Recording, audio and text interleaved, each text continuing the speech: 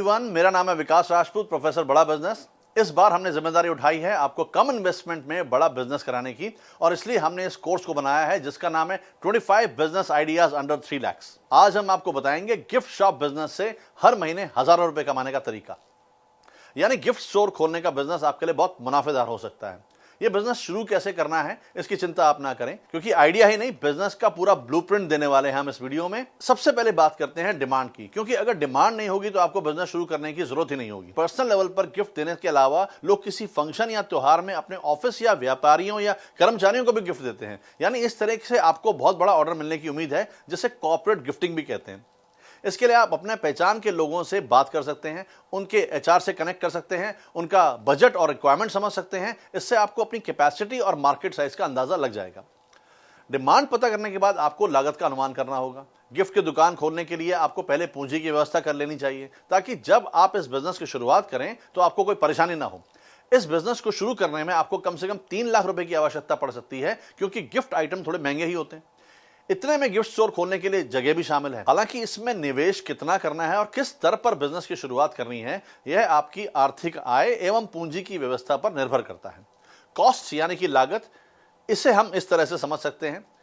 Gift shop cost estimation. Capex यानी कि वो खर्चा जो आपको एक बार करना है। इसमें आता है शॉप फर्नीचर, जैसे कि wall racks, shelves, ladder, stool वगैरह वगैरह। ये सब आपको कॉस्ट पड़ेगा 30,000 रुपए का। कंप्यूटर, प्रिंटिंग इक्विपमेंट्स, ये और 30,000 रुपए का खर्चा है। आपको इंटीरियर्स थोड़ा सा अट्रैक्टिव बनाने होंगे, एक्सटीरियर पे भी काम करना होगा, इसके लिए भी करीबन 30,000 रुपए का आपको बजट रखना पड़ेगा। इसके बाद आती है सिक्योरिटी डिपॉजिट, जो कि 50,000 रुपए। आपको अपनी शॉप का इंश्योरेंस कराना पड़ेगा, जो कि करीबन आएगा 8,000 रुपया। और जो ये सारे के सारे लाइसेंसेज और परमिट्स लेने हैं, उसका खर्चा भी आपको 8,000 रुपया आएगा। इसके अलावा आपको अपनी शॉप की मार्केटिंग करनी पड़ेगी, होर्डिंग्स वगैरह लगाने पड़ेंगे। इसका कंबाइंड खर्चा करीबन आएगा 25,000 रुपया। फर्स्ट टाइम इन्वेंट्री, जैसे कि greeting card, soft toys, coffee mugs, handmade collections, decorative items, watches, gift bags and packing, ये सब आपको करीबन खर्चा आएगा 60,000 रुपए का। तो टोटल आपका बनता है 2,41,000 रुपया। अब बात करते हैं ओपेक्स की, जो आपको बियर करना है हर महीने। इसमें आएगा आपका रेंट, जो करीबन होगा 20,000 रुपया। आपके यूटिलिटी बिल्स हैं, सैलरीज हैं, हेल्पर की सैलरी है 15,000 रुपए। तो इसमें टोटल आपकी वैल्यू है 35,000 रुपया। अब हम बात करते हैं इस बिजनेस के अर्निंग्स और रिटर्न ऑन इन्वेस्टमेंट की।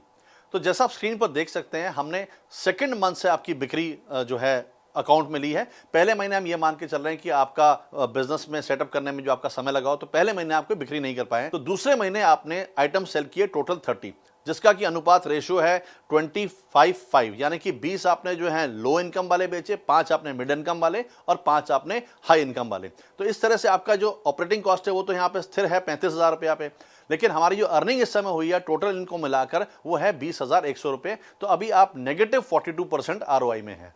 तीसरे महीने जब आप अपना बिजनेस थोड़ा सा ग्रो करते हैं और भी सेल कर पाते हैं, तो हम मान के चल रहे हैं 30 की जगह आपने 50 यूनिट सेल किए। किस रेशियो में? 25, 15 और 10, यानी कि 25 बेसिक आइटम्स, 15 मिडिल आइटम्स और 10 आपने हाई लेवल आइटम्स बेचे हैं। तो ऐसे केस में आपके पास में इन्वेंट्री भी आप मेंटेन कर रहे हैं, तो आप 10,000 उसका एक्स्ट्रा जोड़ेंगे तो 35,000 हमारी जो फिक्स कॉस्ट थी, प्लस 10,000 रुपए 45,000 रुपए। लेकिन आपने इस बार अर्न कितना किया? 28,250 रुपए। तो इस हिसाब से आपकी ROI सुधर के हो गई -37%। अब चौथे महीने की हम कैलकुलेशन देखते हैं। यहां देखिए सिनेरियो काफी चेंज होने वाला है। यहां हम अज्यूम करते हैं कि आपने 80 प्रोडक्ट्स बेचे हैं, टोटल 80 आइटम, जिसका रेशियो है 40, 25, 15, जिसमें कि 15 है हाईएस्ट लेवल को जो आपने बेचा है। तो हमारी कॉस्ट तो वही रहेगी 45,000 जो सेम है, लेकिन इस समय आपने अर्निंग जो किया वो है 49,100 रुपीज की। तो इस हिसाब से आपका ROI जंप होकर पॉजिटिव में आ गया, पॉजिटिव 8%। इसी कैलकुलेशन को अगर हम 5वें महीने में लेके जाते हैं और मान के चलते हैं कि आपने 100 प्रोडक्ट्स बेचे हैं, तो यहां आपका एक्सपेंस तो वही है 45,000 रुपया, लेकिन आपने जो अर्निंग यहां पे की है, जो आपने रेवेन्यू जनरेट किया, वो है 60,750 रुपया। इस हिसाब से आपका जो ROI है वो हो गया पॉजिटिव 35%। है ना कमाल का? कोका यानी कि cost of acquiring a customer, ये वो कॉस्ट है कि आपने एक कस्टमर को लाने के लिए कितना पैसा खर्चा। इसके लिए हम सिंपल सी ये कैलकुलेशन करते हैं कि जितना हमने अपनी मार्केटिंग में पैसा खर्चा है, उसको हम डिवाइड करते हैं कितने हम कस्टमर्स टोटल ला पाए हैं, और हमें एक कस्टमर लाने की कॉस्ट मालूम पड़ जाती है। तो यहां हमारी मार्केटिंग कॉस्ट आई टोटल 18,500 रुपया, जिसको हम डिवाइड कर रहे हैं टोटल नंबर जो हमने कस्टमर्स बनाए हैं वो है 260। तो इस हिसाब से हमारी कॉस्ट एक कस्टमर की लाने की हुई 71 रुपया। अब हम बात करते हैं लोकेशन की। आप अपनी शॉप कहां खोलेंगे, इस बात का सीधा असर पड़ेगा आपके बिजनेस पर, आपकी प्रॉफिटेबिलिटी पर। तो आपकी जगह मार्केट के बीच में हो तो बहुत बेहतर है, क्योंकि आप शॉप में ज्यादा कस्टमर्स ला सकते हैं, उनके फुटफॉल्स के चांसेस बढ़ जाते हैं। यदि आपको प्रतिस्पर्धा से आगे निकलना है तो आपको उससे थोड़ा हटकर और आकर्षक आइटम्स अपने स्टोर में रखने होंगे। इसके अलावा कॉलेज और स्कूल के पास खोलने पर भी आपको बहुत फायदा हो सकता है, लेकिन ध्यान रहे कि आपकी शॉप में सामान भी लोगों के टेस्ट का होना चाहिए। आपको एक बात हमेशा ध्यान में रखनी होगी कि one should never find customers for your products, find products for your customers. तो आपकी मार्केट रिसर्च बहुत तगड़ी होनी पड़ेगी। फिर भी कुछ कॉमन चीजें आपकी शॉप में होनी ही चाहिए जो आमतौर पर लोग गिफ्ट के तौर पर देते हैं, जैसे कि soft toys, diaries, greeting cards, photo frames, office stationery, wall clocks, wall decor, table tops, mementos, gift bags, packaging, sheets, show piece, coffee mugs, ceramic mugs, stuffed animals, T shirts, handmade collections, souvenir. अब हम बात करते हैं बहुत ही critical component की, marketing and advertising. देखिए, आपके गिफ्ट स्टोर में ज्यादा से ज्यादा कस्टमर आए, इसके लिए आपको इसकी मार्केटिंग करनी होगी। लोगों को अपने बिजनेस के बारे में जानकारी देनी होगी। ज्यादा लोगों को पता होगा तभी वो आपके पास आ पाएंगे। मार्केटिंग करने के लिए आप लोकल न्यूज़पेपर में या सोशल मीडिया में अपनी गिफ्ट शॉप का एक मैनुअल या वीडियो बनाकर उसका विज्ञापन कर सकते हैं।